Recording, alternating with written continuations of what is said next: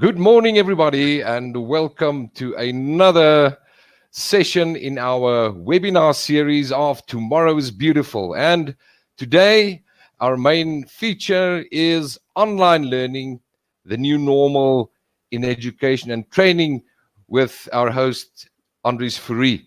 To everyone, welcome on day 89 of lockdown in South Africa. Actually 89 days, 10 hours and 30 minutes to be precise. Nevertheless, colleagues, it's wonderful having you all here together again today. And today's topic is very contemporary. And why do I know that, or why do we all know that?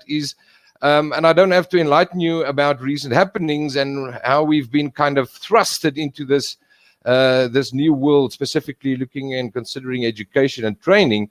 And in the recent weeks, we've also attended many AMBER webinars, the Association of African Business Schools, the Principles of Responsible Management Education, our local South African Business Schools Association, the Global Business Schools Network, and one of the top themes and topics under discussion is this whole notion of online learning.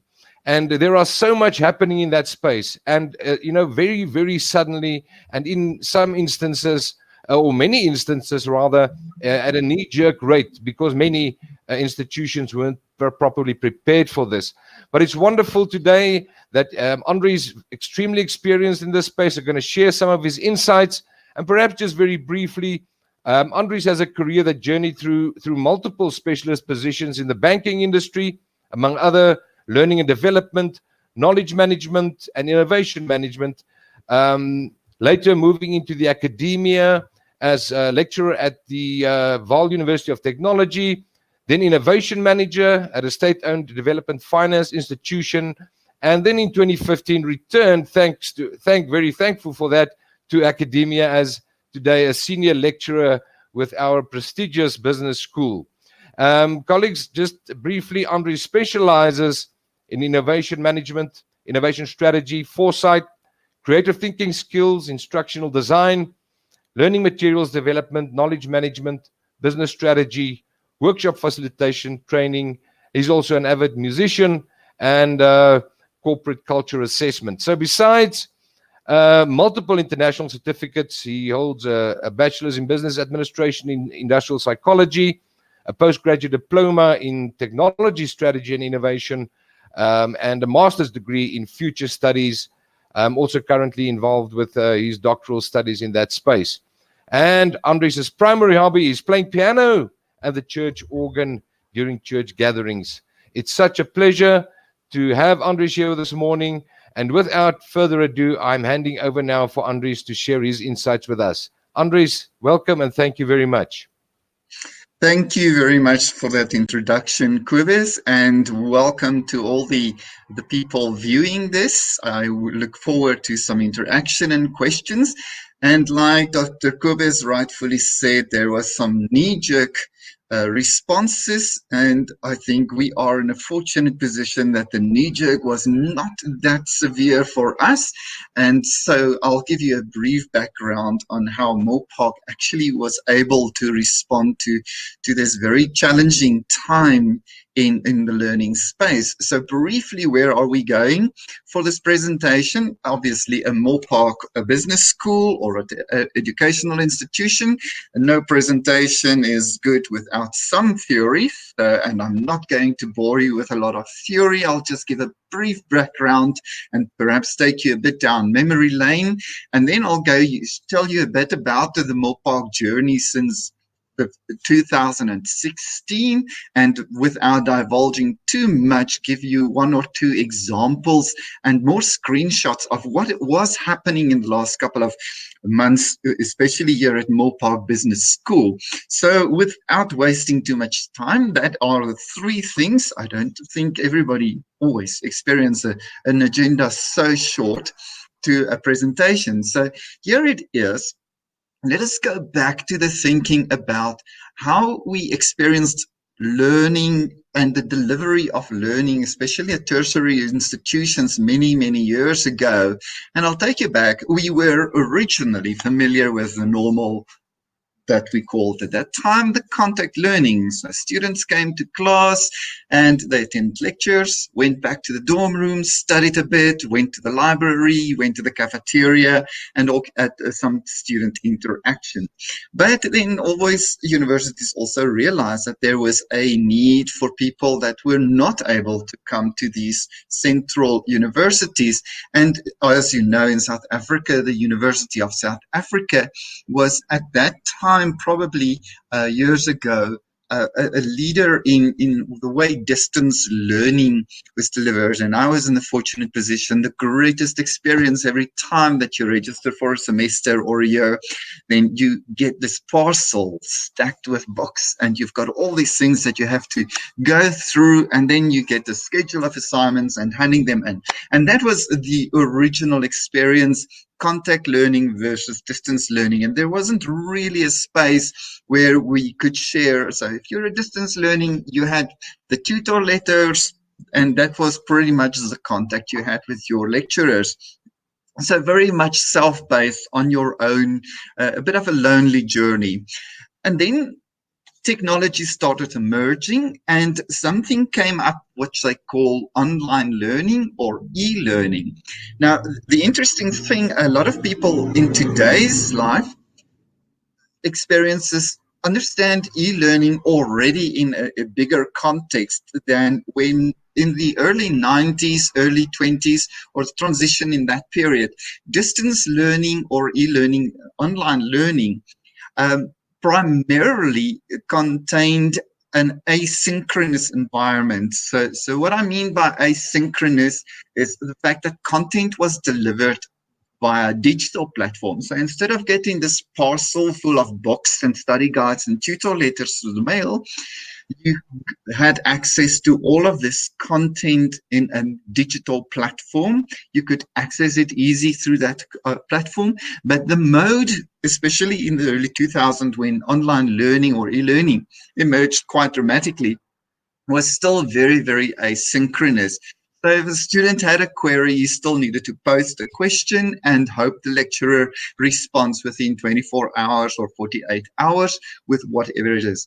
Still very much on your own. Some here and there started experimenting with areas like discussion forums, but very much so still asynchronous contact. So a delay between me asking a question and a student, fellow student responding, or a lecturer responding. So that was, in the strictest sense, online learning. You'll find that currently Milpark calls their online learning MBA and their distance learning online, which already is a step beyond that. And what do I mean by a step beyond? Most theory nowadays, and a lot of people start referring to it now as blended learning, that combines the strengths of both contact and distance learning. So it combines, and here the strengths are the synchronicity, the instantaneous response of a lecturer or fellow students as we would experience in a lecture hall, with the asynchronous components as well, where there is the delivery through videos and delivery through content, which I can always go back to during the session. And this is the latest term that emerged. And when the people now talk about blended learning, they refer to the delivery of learning in an online environment where the best or the strengths of both the contact experience and the distance experiences are there for the student. And this brings me to the synchronicity and obviously the asynchronicity.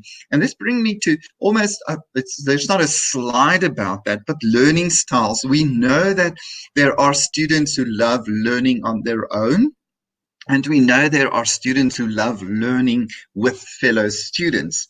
And so blended learning, where we combine the strengths and weaknesses of the synchronous and asynchronous in the same platform, allows that facilitation and learning style. But what I want to briefly talk about is also student engagement. We often find that the distance learning students is engaged with his content, and then by reading and writing his assignments and then getting some feedback. In the class environment, the synchronous environment, contact learning, the students have got far more opportunity to engage with the content by pre-reading and then talking and debating in the classroom environment with the lecturers. And there's some theory that calls a continuum of 5 levels of student engagement. And the first one is rebellion, characterized by students not doing their assignment. They are not interested in meeting the minimum commitments. Not that I'm saying our students are coming to universities because out of rebellion. And I find in my journeys through multiple industries that we find rebellion usually here goes with a change in organizations and where some learning is forced onto students because of the change. So that is, you find a student that's very disengaged. He wouldn't do the preparation work. He doesn't do the assignments and things like that. A very negative view, but we must understand that there are certain people in industries that come from that. We get the next level of engagement of retreatism is a word that has merged for this level. And it's also characterized by students who are disengaged. They will do little effort, but at least they will try to meet some of the minimum criteria to engage with the content. The next level is passive compliance as a level of student engagement. What is it? Minimal effort and only trying to mitigate the consequences of not delivering on some of the requirements for the journey and the learning in the environment. We find that these students are characterized, they will show little curiosity, little creativity, and there is almost a regurgitation of knowledge. They try to study only to know what's requirement without really understanding. Then we get a next level with a lot of more engagement, a ritualistic strategic compliance, characterized by students. They see the effort, they put in effort, there is some creativity, and there is a focus and a direction to their learning. Yet there is some intrinsic motivation for wanting to study. But what are we hoping to get at is the authentic engagement, which is at the top level of student engagement. What do we see when a student is really authentically engaged with his learning and his studies? There's persistent, there's sustained inquiry, he asks questions, he is self-directed, there's a bit of playfulness in it. And there is an unprompted transfer of knowledge that takes place. So a really deep engagement and self-motivation coming from students. Now, in the distance learning environment, you found that there were some students that really, really engaged at this level, but it was very difficult in the content delivery to get students. You didn't really know how engaged students are, except for finding what they did and seeing what they did in the assignments. In the classroom environment, you could encourage that authentic engagement through discussion. And what happened when Milpark, and this is where the Milpark journey started, is to say there was the contact learning delivery, and then they also, in their MBA and postgraduate diploma, eventually introduced the distance learning, which was a self-paced model. And later in 2016, Milpark made a strategic decision to introduce a more higher engagement, which we then called distance learning online. And this is what we introduced in 2016. And we've been extensively tracking the results because there was a teach out of the distance learning phase. You couldn't just transfer the students in the old mode to a completely new delivery mode. Um, so there were, for a couple of years, that we, since 2016, that we've had the opportunity to track the results of students at a formative assessment and a summative assessment level, and overall student performance level in terms of what their grades are across 3 different modes: the contact learning, the distance learning, the normal self-paced one, and the distance in learning online environment. What did this entail? It tried to bring that synchronous component into a virtual classroom environment. We increased levels where students could engage in live online lecturers through a platform with the lecturers at various intervals of the journey. There was a very high engagement level of asynchronous contact with the students, where students were literally forced is the wrong word perhaps, asked to participate in discussions. There was still asynchronous, but it was very timed. So we had the opportunities as an academic institution to make sure that the students have done the minimum required reading at certain spaces or timeframes in preparation for the formative. At the same time, those discussions, because it was online discussions, allowed the students to develop the other skills that are so important, especially at postgraduate level. How do you cite references? How do you collect sources that argue for and against? And how do you present your own opinion based on those arguments? So that academic writing skill, the research skill, and digging deeper than just the normal content that we deliver started emerging in the distance learning online environment. So we had the capability, and we delivered students in the contact mode. We delivered learning for distance learning to completely separate groups. However, in January, February, this happened. Corona happened. And we were forced to say, but now students can't come to the class anymore. And what did we do? We actually really leveraged of the skill and competence that our academics and our support staff and the infrastructure we had to facilitate this higher engagement online environment.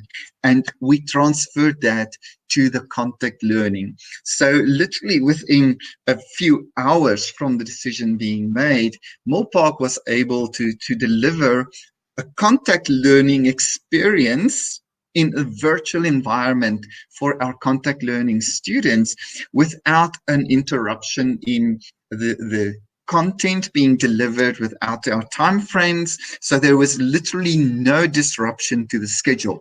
The only thing we had to do was to say, how do we chunk and a 4-hour lecture and a 4-hour lecture on one day, usually Saturdays or Sundays, 4 hours and 4 hours.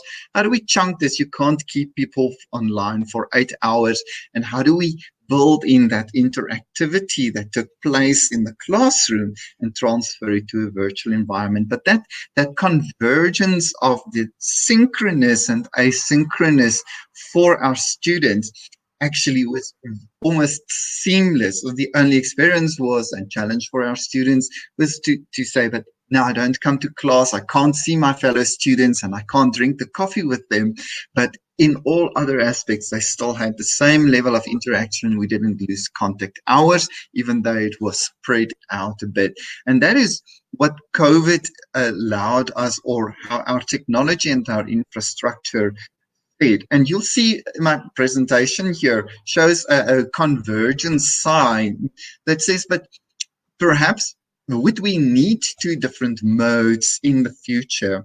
Because how can we combine these asynchronous interaction with a synchronous interaction with the existing platforms we had in place already? So that brings me to the next slide to just say, but what did Milpark have, and what does some of it look like? And without giving too much away from our environments, this is a normal student course page, which delivers the asynchronous component, like you would have received the study guides and the tutor forums through the post. Here it is delivered. Costs are transferred. One of the big here are costs are really minimized because a lot of printing is reduced. And keeping these things up to date, that study guide there you see can be easily updated without outdated stock on the shelves. So we just publish the new version of it. New articles emerge. So we bring in those new articles through resources that we upload in the system.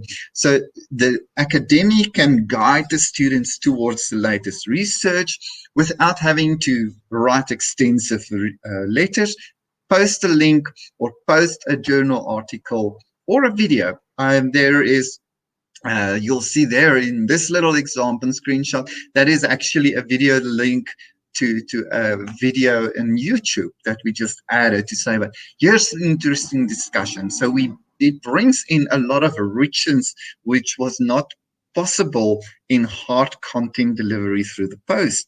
And sometimes, which we could do in the lectures, but it also depended on the time that the lecturer, now student can engage in far more content in his own time. There's another component to this, and that's the slide here, the asynchronous engagement in the online environment. And this is just a screenshot. What do? We prepare some very topical questions that is based on the content that the students need to respond to, but they can only respond in a specific time frame to this. So it tries to simulate class discussion, but because there's this research component and then having to type your opinions well researched, it takes more time. But the trick here is how do we encourage the students' ability to debate? Very simple. The screenshot shows only 2 questions. There are actually 3 for this specific week. 3 questions to which the students need to respond, but if they want to gain full marks for this specific activity that runs over a week, they have to make 5 posts. So the student needs to engage, first of all, with the question that we asked, but he needs to come back and have a dialogue. He needs to read what the other opinions of the other students were, and go research and think, how do I agree or disagree with what this student said or these students, and respond to that. So it's not just I go look at the question and answer the question as an assignment type. It really encourages students to engage at a far deeper level with the content that they did. And this, up to this point, is still dealing with the asynchronous part. The benefit for contact students, if they have this, it gives them more time than to respond on the fly. There is a element here that says a student, we know that there are the shy ones in class who don't want to answer and seldom participate in online class or in the classroom environment. In this environment, even that quiet person has got the opportunity to voice his opinion. More so because of the tracking that we have, we can identify students who are not engaging sufficiently with the content up front, and we can start developing activities or engage with that student. Perhaps he goes through a crisis. Perhaps he needs some counseling. Perhaps there's a reason why he could not engage in that week, and that aids the institution in understanding the context of their students and making sure there is this deeper level of content. And then you may ask, but what about the workshop type stuff that we have to do in class? There's this module, we've run a couple of modules. How do we get students to engage in this? And Moorpark actually is currently in a transition. In this example, I'm not showing the older platform that we were using. Here is a screenshot of the latest that we are using for this specific workshop. We used Microsoft Teams as a platform for engagement. And everything you can see in that screenshot was what the facilitator uploaded, provided the content up front in a environment, but we also uploaded the editable templates with questions. And then at the breakout sessions, 10 minutes presentation of theory, 30 minutes of student engagement, where the students virtually sit and they have to type and share their thinking in groups in this live environment. Another platform that we used, Adobe Connect, if I will use that, was the older version that we used up to now, and currently we're engaging in using both. It looks like we are ultimately moving over to MS Teams, but this takes a lot of time to develop, because you cannot just stand in a classroom and tell the students, okay, break up in groups and now do this on a flip chart.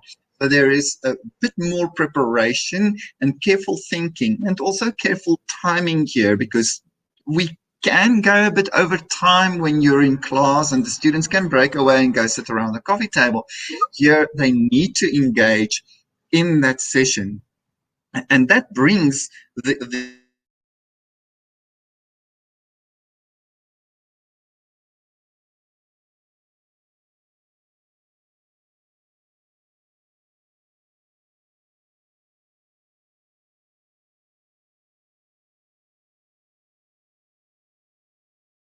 question or respond to a question that one or two students asked on the discussion forums, or in this case, build some understanding on a specific challenge that they have.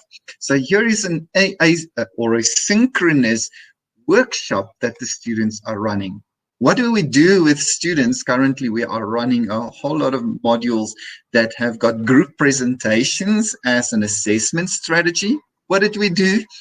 MS Teams, Adobe Connect, various platforms allow that functionality. The next screen that I'm showing you is actually a screenshot from a group that were presenting on a project that they engaged on in design thinking, solving a problem. And here was one of the workshops that they did virtually, presenting us with all the evidence that they did offline, virtual, over a 3 to 5 week period. And now they're presenting to a panel of adjudicators to explain to us how they went through that journey. So what happened with Moorpark in that transition? Almost seamless, moving the contact from a physical brick and mortar environment right into using multiple platforms. And if you've got the infrastructure in place and you have got facilitators that are willing to also experiment, this was a major learning journey for many of our facilitators to say, but how do I chunk the content in smaller pieces? Where do I add additional activities? And what do I use to get students engaged in this environment? And this we can see transition. What's different? The only difference is I'm not sitting with my friend right next to me. Virtual environment brought us, it still gave us the facility to live workshops and live presentations, but this environment allowed us to leverage of the strengths of both the asynchronous and the synchronous component of learning. And what it also brings about, and a lot of us talk about learning styles. Some people like to read, some people like to talk, some people like to do activities. And this environment just allowed us to, in a safe environment, those students to explore all of those elements. So bringing different blends of learning styles and facilitating and catering for each one of those in a seamless environment. So I think that was half an hour of my talk, and I didn't want to spend much more time. I don't know if there are any questions about what we use, how we're going on. But briefly, just to summarize, thinking of how distance, self-paced study and synchronous study and paced study can be brought together, and this new way of learning with the new normal online environments actually gives us more opportunity to leverage of the strengths of all forms of delivery modes and facilitating or aiding different learning styles. So that was my story briefly.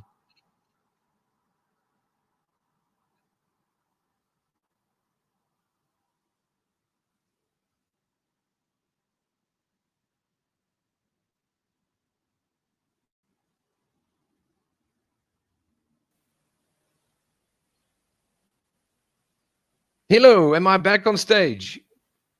Sounds like it, Kobus. There we go. There we go. Colleagues, apologies. I was sucked into some hyperloop of something. I'm not sure, but I'm back. Awesomeness. Andries, that was just fantastic. Thank you so much. We've had a couple of questions, so let me run through those. The one that came through from Penny was, how do you foster authentic engagement and triple loop learning online? So I don't know anything about triple loop learning. I know about triple bottom line reporting, but maybe you can give some insights there. So how do you foster authentic engagement and triple loop learning online? Please, Andries. Yeah, that is a challenge, because authentic learning or an authentic engagement obviously deal with, to a great extent, as well with the student's own motivation. And I think the fact that our platforms, the online platforms, now really allows the student to, if he is a reflective student that likes to step away for a while, the synchronous environment provides an opportunity for that student to step back, reflect, and come back and share his opinion. While when we engage with the synchronous components like live video conferencing and live lectures, those students who like firing away, it's much more engaging for them. And the silent one can sit back and observe and think about it. So the authenticness here, I think, comes in partly of the motivation, but also the element that it allows students' own personalities to really take shape. The one that loves talking has got the opportunity. The one that doesn't like talking in groups can kind of reside back, but at the same time, it allows us the opportunity to actually identify those quieter ones, perhaps, or students that engage in a different way. And I think that's how it fosters all those different activities, discussion questions, polls, live presentations, and workshops. Drives motivation, drives interest, and it encourages creativity. I think that answers the question. I hope it does. Yeah. Andries, thanks. Yeah, I think there's a huge responsibility, obviously, on the lecturer. In forgive the word that we often use, pedagogy.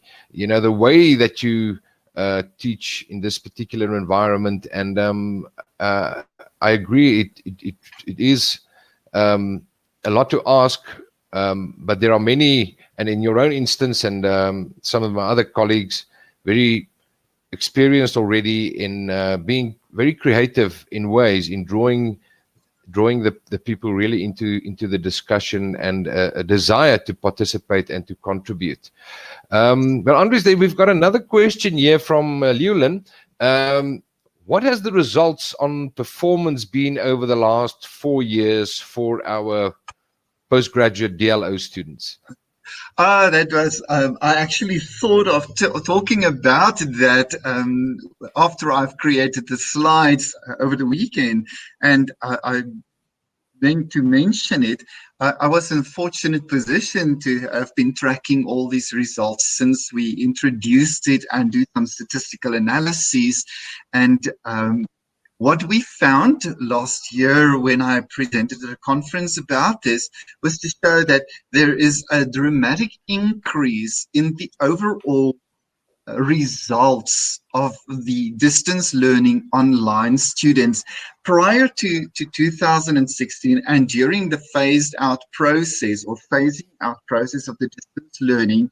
We had the three modes that we could compare. And these are students, they do the exact same assessments throughout the semester. It's just the delivery modes are different. And what we found was that right at the beginning, when we launched the online environment, which is a higher engagement environment, the distance learning students performed statistically significantly worse on average than the contact learning students. And as we introduced the distance learning environment, the online environment where students were asked to engage in participation questions and those students on average performed better than the normal distance learning students. And throughout the semesters, obviously, as there's a learning curve of the organization themselves, and there's a learning curve of the students, which we also, first time it's a shock. Second time or second semester, it becomes better and you become a bit better at it. So there was that movement. First of all, we also learned how to deal with the normal distance learning mode better. So overall, those students also started performing better because our support structures for those students also changed. So that's a level that we still need to investigate. But overall, the performance of the distance learning online and the normal contact learning students towards the end of last year were no longer significantly different. There was actually no statistical difference in performance of the students. So I hope that answers, was that a Llewellyn or person asking the question? Yeah. No, absolutely. And I think I can just support, I think when people become accustomed to call it this, in this instance, the new way, and begin really pouring themselves into this student experience in the online environment that we've seen over time, improvements. And may we add the high engagement model that we use with the aim of not exceeding a ratio of 1 to 25, one being one lecturer to 25 students, which really ensures that high engagement and very high level of support for students. Andries, there's another question that we've, it's perhaps if you would allow me to pose a question, perhaps just out of my own interest. What we also see experimentation taking place across the world with those, there are institutions that are also, moving rapidly forward. What are your thoughts around integrating things like virtual reality, augmented reality, or mixed reality into a student learning experience, online learning experience? Any thoughts on that? Yeah, if you look at the younger generation, the Generation Z and generation of millennials that are obviously entering the university systems now, they are exposed to that, and that's their way of learning. So I'm really supporting organizations or institutions to explore those options. Different content allow, though, for different ways. So simulations work for one. Three-dimensional reality would work very well for an engineering student, for example. There are certain contents. So it's also not the fact that we've now got a hammer, so every problem looks like a nail situation. So that is one thing, and I want to mention that is in these environments, obviously, if you're dealing with postgraduate studies, you need to be cautioned just to impose all of these new technologies on the older students. If postgraduate students are not necessarily ready and have not learned to learn in such ways. So there's currently, I think, the transition period is going to encourage a lot of creativity in terms of the institutions and in terms of the academia as well. Doing these transitions takes a lot of work. It takes a willingness from the academia and the institutions, infrastructure people to really be willing to experiment with things. And then also to say, but how do we step back if something doesn't work? And a big other comment I love making, even in the normal business industry, is you can't please everybody. If you want to please everybody, you're going to end up disappointing everybody. And I think we should not be so eager to run after all kinds of technologies and try to slap all of them together. I think institutions should say, which area are we good at, and leverage off those that will help us leverage off the opportunities that there are in the market. And then how do we distinguish the one business school from another? Absolutely. Yeah, I think it's very important, as you said, that there are so many things that's appearing on the horizon, and people are just grabbing onto them. But essentially, the student should be at the center of this, call it experimentation and evaluation of the technologies, and perhaps be very cautious about just plugging in new stuff. It's about piloting. It's about getting ensuring that is what indeed will augment the student experience and be ultimately to the benefit of the student, and not simply for the techie guys in the institution. This is a great thing, we need to add it, etc. So Andries, thank you. There's a question here from Penny, another question which says, a very interesting session. How are you assessing summative assessments? Are the students required to write exams online? And if so, what platforms are you using? Are you willing to divulge some information in that question? Yes, Penny. It is a very interesting question. Part of that was something that we grappled with at the beginning of this year as well when we went into lockdown. So, because obviously in our institution, we've got a variety of assessments, summatives already. There were the proctored exams or the venue-based exams. There were the project-based group exams, and there were these individual group or individual projects that students uploaded.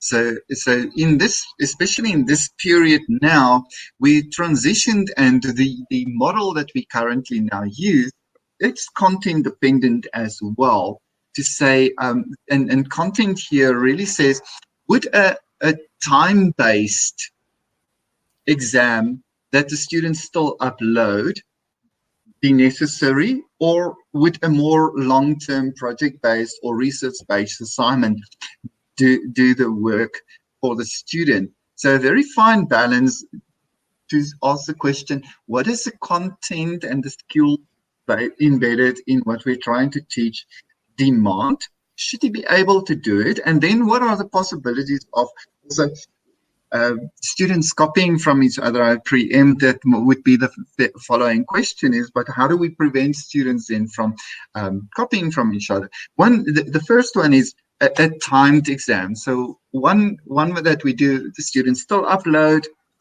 but the exam paper is released on the system a certain time before they have to submit. So if it was a 3-hour paper that the students have to work on, we considered that if it was venue-based exam, now a lot of students might not be able to type as quickly as they could write with the hand. So instead of saying the paper will be released 3 hours ahead of time, we release the paper 5 hours ahead of time. On the system, the student has got his time to type out the answers and then upload the assignment at the end. How do we ensure that the students are not copying? Obviously, there are multiple software on the market that allows us to check similarities and possible plagiarism. So that is what we do to ensure authenticity of that. The other content, most easy, to take the pressure off students as well. A lot of content, especially at postgraduate level, allows and requires a more extensive research. So we say, let's release the paper 2 or 3 weeks ahead of the time and allow the student to then do extensive research. Obviously, it requires a rephrase of the scenario or the case, and the depth of the question needs to be properly considered. But that's considered at the initial assessment as well. And then there is the, so those are the two. And then there are the group presentations. Currently, I've got a whole group of strategy students that have to present on their group work of an assignment. And one of the main criteria in the presentation component is to assess how the students then shared the responsibility of the presentation and shared the level and understanding through a question and answer. Can students between each other really answer questions posed by the panel? So I think that helps with understanding how we deal with it, timed or not timed or group-based. And everything that is uploaded is subjected to the one thing of plagiarism, similarity tests, given some of the technologies to test for those. And currently that is our big dependence on the insurance of authenticity of the student's own work. I hope that answers Penny. Fantastic, Andries, thank you. Yeah, I mean, the intent of retaining rigor, especially if one considers the postgraduate student, that creating that experience as well, where the pressure is on, similar to what would be experienced in the place of work, really applying critical thinking, and having that time frame in which to produce something of significance, which obviously adds to the ensuring that rigor, that assessment rigor is retained. And I think, if I may, just pat the team on the back, have done phenomenally well in creating these alternatives in a very short space of time. And it all falls within the acceptance of the regulator and so forth. There's all these other proctoring software tools available, but again, as Andries alluded to earlier on, it's not merely there's a list of 10 of these and okay, now which one do you pick for your institution? It's not a question, it's not something you do in a day. There really needs to be a proper investigation, comparisons, because there's cost implications, there's licensing implications. It's not something you just jump into. So there are various of these available, of course, but my sense is that every institution will have to, allocate resources that would really deep dive into that space, because you can't commit to a might be a solution, and then 2 months down the line, you find out, oh my goodness, this is not working as well as we thought it would. I mean, we recently had an experience with a particular provider that uses a particular proctoring software application, and which is designed, and Andries, you remember we spoke about this, it's really designed for upload and download speeds that's you typically find in Europe and United States and so forth, without so often bandwidth restrictions, so those are all things that one will really have to consider. Because when I get back to the very important point, the student is the main actor on our stage, and that is the one that must be considered. Colleagues, are there any? Sorry, I make one comment to that. When anybody consider these things, we had also this discussion once that your technology or your offering or your platform that you decide on using should cater for the lowest common denominator. And it's brilliant to watch these advertisements from these first world countries with uncapped bandwidth, 200 megabytes per second download speeds and stuff. And it works wonderful. Bear in mind, South Africa has got a very dispersed, very diverse set of technological, first of all, end user capability, and then the infrastructure, bandwidth, technology that they have available, and so on. And that, I think, to Penny's question, is also a main consideration when we say, first of all, how do we deliver the content? How much time and what are the demands made of the student in delivering and converting my content to an interactive online environment? But then also, especially in the summative assessments are a stress for anybody, I think, most students. And if you now put onto them the additional stress of, I'm not sure if my machine is going to work or something like that, then you're actually putting the student at a disadvantage. So it's a very, very difficult balancing act to get it right. And obviously, as we start, there's the organizational learning curve and there's the academic learning curve beyond the student's learning curve as well. So and those things are currently, we are in a position to do some great research at the moment with the bank of data that we have available now for the past since 2016 and with this period. So a lot of research probably coming out from our side within the next couple of months. Yeah. Andries, maybe just as a matter of interest for our participants as well, I think many institutions who were primarily contact learning and then had to go over to the online space, from a lecturer perspective, being only exposed and only knowing the way, so to speak, of how to deal in a classroom or a lecture hall with people around you, you're moving around, you can write on the board, you've flipped through your slides, you can this, that, and the following. Now you are restricted to a two-dimensional kind of space. So maybe if some thoughts around that transitioning, or people might say, I think the one is just the same as the other. If I can teach in class, I can teach online. What are your thoughts on that?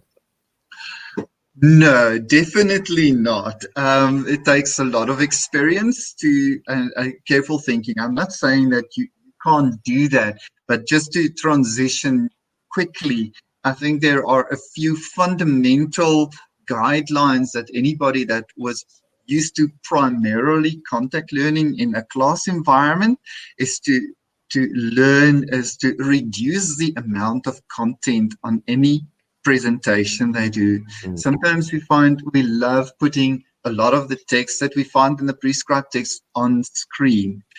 Far less content, much more images, rather build in video clips and stuff that takes students somewhere else.